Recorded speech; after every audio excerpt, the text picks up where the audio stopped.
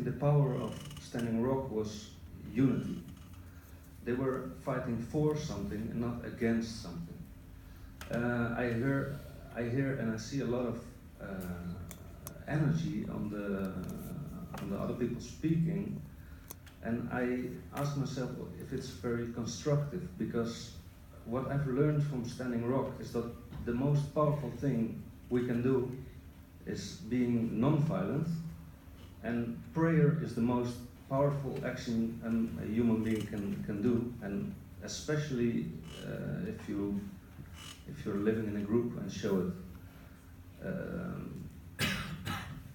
The thing with us against them is not the issue, because there is not an us against them. We're all in the same boat. It's true. We're all children of the earth, and there's no the people who work for police and the people who work for companies. We have to pray for them because they need love the most. That's my opinion, and I think unity is more important than our own ego. There's no unity in oppression. I agree.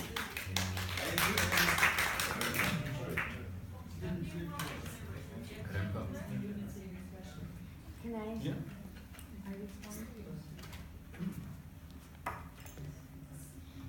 One of the reasons that I believe we were successful in the bigger picture at Standing Rock is because we remained nonviolent, and our movement was centered around prayer. And when we were on the front line against the cops in front of us, we would tell them that I'll pray for you tonight. I mean, we know you don't want to be, some of you look like you obviously don't want to be here, we're going to pray for you. And then actually some of the cops would come and hold hands and we would pray together. And so that was central to our movement, was prayer. We started the day with prayer. We would have ceremonies at the water. We would end the day with prayer. And we could not have had the success that we had if we got violent. It was not easy because of all of the atrocities committed against our people and the people that came to support us. It's really hard to be calm and be peaceful when you're getting shot with rubber bullets and tear gassed and tased and put in dog kennels and held in jail with no bond for 3 days. And it's extremely hard. But the allies that came to Standing Rock, we told them that we needed to be nonviolent and we need to always remember the prayers for the people. Because yes, you're right, they do need it the most. And a lot of officers have been going on local media and saying that they're having nightmares. They can't stop thinking of the things that happened at Standing Rock. And that goes for all of us and all of our allies who came with us. So it is hard to talk about these things, but it's also important. Can I just add to that? So when I hear like the us versus them mentality from my experience being on the front line fighting the Dakota Access Pipeline, that mentality, it did exist. So for those of you that acknowledge that, it's real and it's there. And on their end, on the oppressors' end, they were definitely enforcing it. But we weren't there to acknowledge that. We were there, just like she said, we were there in prayer. We would tell them that we are praying for you on the front line. I watched officers break down and cry while we were on the front line, staying in prayer. So it is important to understand that type of mentality is there, but we are there as spiritual warriors to break that down, to dismantle that. So we're here to continue on with that prayer any front line, you know, and the as soon as we disassemble, as soon as we deconstruct that mentality, that's gonna welcome so many more people to join our movements. There were cops that literally turned their badges in and quit, and that is you know, that comes from that prayer. That comes from us. We don't want to continue to clash, although we are getting hit with bean bags and rubber bullets, you know. So I think it's really important to highlight that, and thank you for recognizing that. I see both ends of it for sure, you know. But we remain in prayer, and we hope that the rest of the world, including the police, come on the other side, come to our side, and join this fight with us.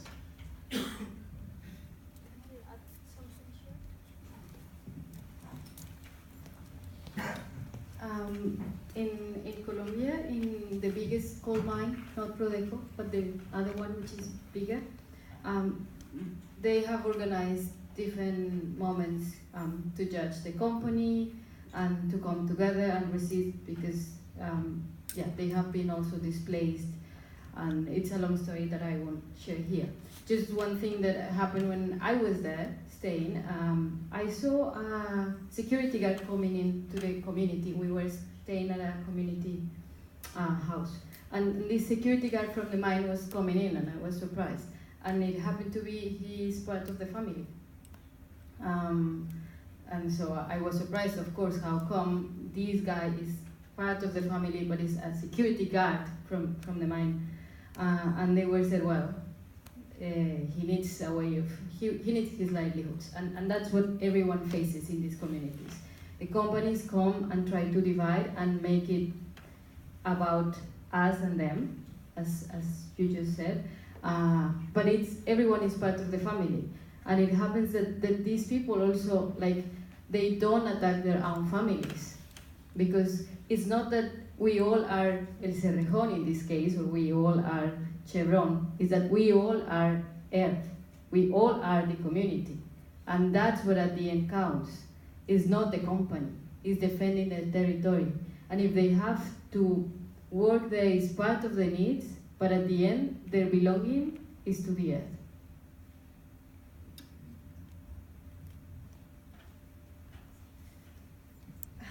Hi. Well, thank you all for speaking up. And I think we're all here part already of a movement, and we're all activists here. The problem that I found the most is people outside, they're so indifferent about these issues. And when I talk to them, like, they care, but it's hard to activate them to do something about it. So I'm asking you, what is your advice to activate people?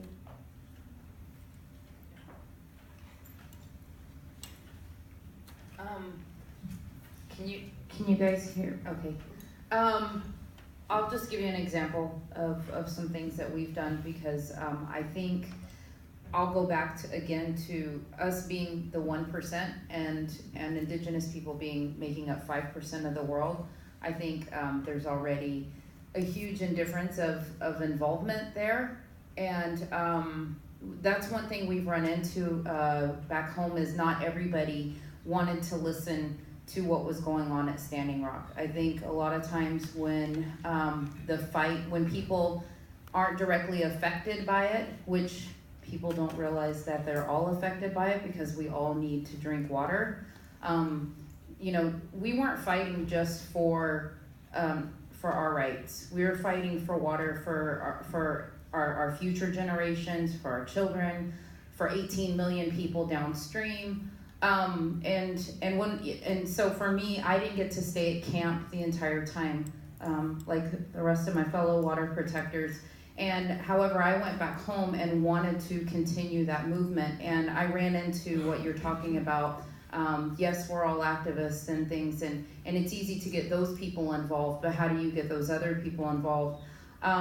Standing Rock was a big enough platform that we could get some people to pay attention. However, we had to start bringing in other issues, our local issues, and making it relevant. That we're fighting, Standing Rock's fighting for clean water. In Seattle, we're fighting for clean water. In Minneapolis, we're fighting for clean water. In Flint, we're fighting for clean water. And I think the reality is you're not going to wake up everybody that you want to, but we have to continue to keep civil disobedience happening. We have to keep having uncomfortable conversations. We have to do things like block freeways and do things to make people uncomfortable. Because the reality is growth and change doesn't happen when we're comfortable in our day-to-day lives. And, sometimes bringing that dirty cup of water and putting it in someone's face, it's uncomfortable, but sometimes it's what you have to do. For banks, it wasn't, like you said, it wasn't human rights violations that spoke to them. It's their money. And so finding ways to make other people get involved. We also had to do other things besides, not everybody wants to be on the front line. Not everybody wants to risk their lives, but some people have gifts to share messages, whether you're an artist, if you're a hip hop artist, if you are a graffiti artist, if you're a poet, if you, there's so many different ways to get people involved, and sometimes we just have to provide those avenues for them to spread their messages. So we've had to create ways for other people to get involved, but also by making our local fights and showing how in line that is with what they're doing in Standing Rock. That there's a front line everywhere. We have nuclear plants everywhere. We have fossil fuel pipelines going up everywhere. There's something that somebody can get involved in. You just need to we have to provide those avenues for people to do that. And if it's, providing, an event for artists to come in and share their messages and their words and their speaking, or if it's that front line and we're blocking off freeways and taking over banks, I think it's just expanding the front lines beyond, occupying, space sometimes. So. I think the sad reality is that not everybody is wanting to wake up, and ignorance is a disease. Until it affects you, like she says, disturbing comfort. It's something we do in America. Mind you, America is the biggest superpower in this world, right? Military, heavily militarized. And they're heavy on their comfort, heavy. And once you disturb it, they get angry. And it's easy for them to turn on you. It's all how you make a statement, how you perceive, or how you make that statement for them to perceive. And that's being strategic with your actions, with your planning, with your organizing, because it's very easy to have people turn against you. As for us, we've been uncomfortable our whole lives, and it's a sad reality that until it affects those communities directly, until it affects those rich neighborhoods directly, until a pipeline bursts somewhere in rural or in suburbia of Ohio, do they realize, oh shit, excuse my language, they realize, oh man, this really affects me, and their comfort is disturbed in another way. We didn't want it to get to this point, and where the world is close to not being able to sustain our living. I don't want to say that she's gonna die, because the earth will renew herself. We'll be getting rid of. She'll get rid of us. She'll get rid of the disease on the host, and she'll renew herself. And that's the sad. We're just trying to do what we can right now. We're knocking at the door, and we hope that the world listens.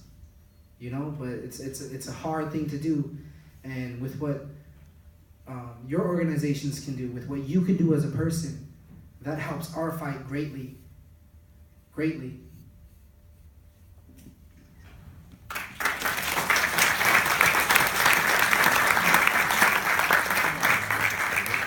We're terribly running out of time.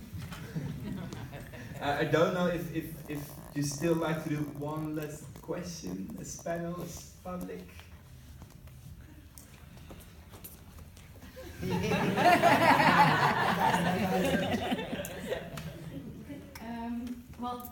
Thank you again.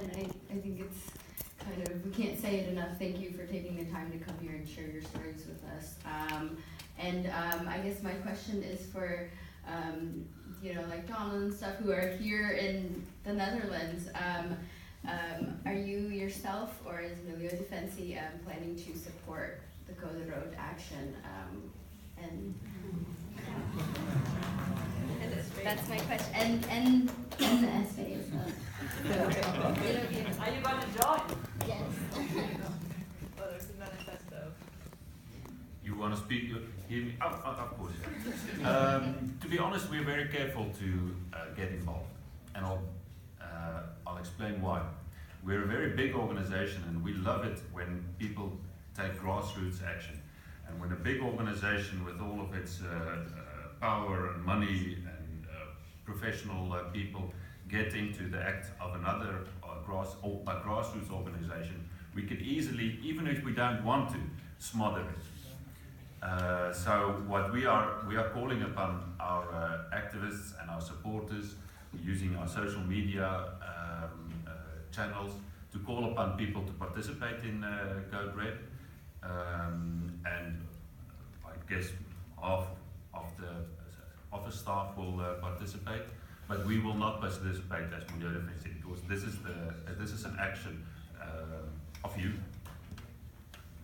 If we get different signals, if people would like us to get involved, we would consider that.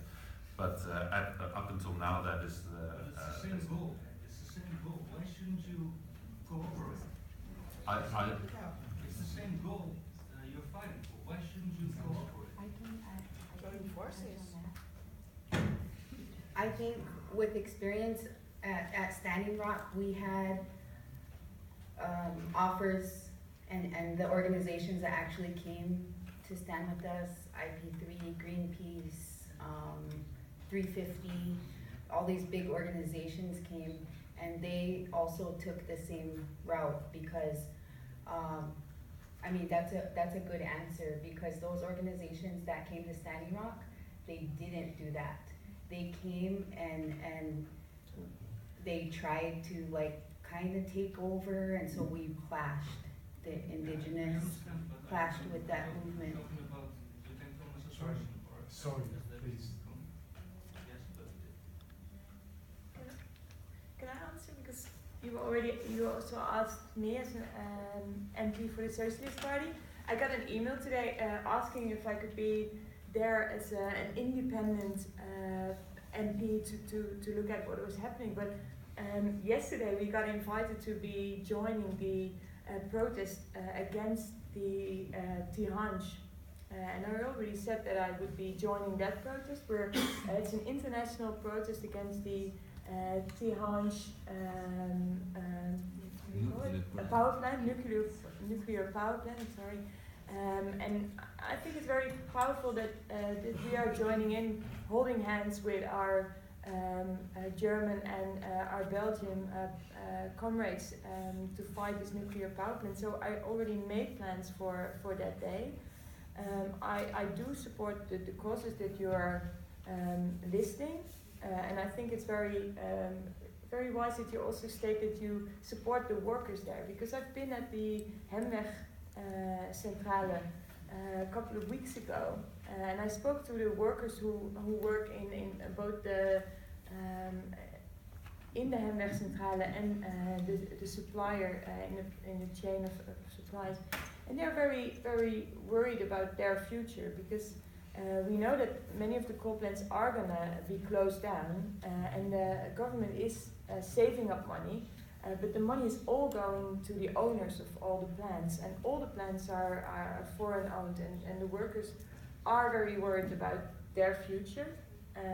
So I stand in solidarity with them, and I also sympathize with closing them down, of course. So I think it's very good that you also listed this course, because I think that on a bigger scale, I think it's if we to come back on the question of how can we make sure that our actions are getting bigger. We need to have actions that many people lost hope that they can actually win, and not many, and people have to find a way to participate in this kind of action. And I think that should also be a goal of your movement, that it's something that everyone can participate in. Maybe you should think about it some more, but I think for me that's very vital, that we have hope that we can actually win, because in Groningen you see that people have to fight their own fight against the multinational every day, and they feel so let down by the government. And if your actions are not including or not, if people find that they can't take part because they have children or they have to, if your actions aren't big enough or inclusive enough, you also lose chance of winning. So for me that's also very important. Okay. As the very, very last part, we have a surprise from the youth of the Socialist Party in Amsterdam.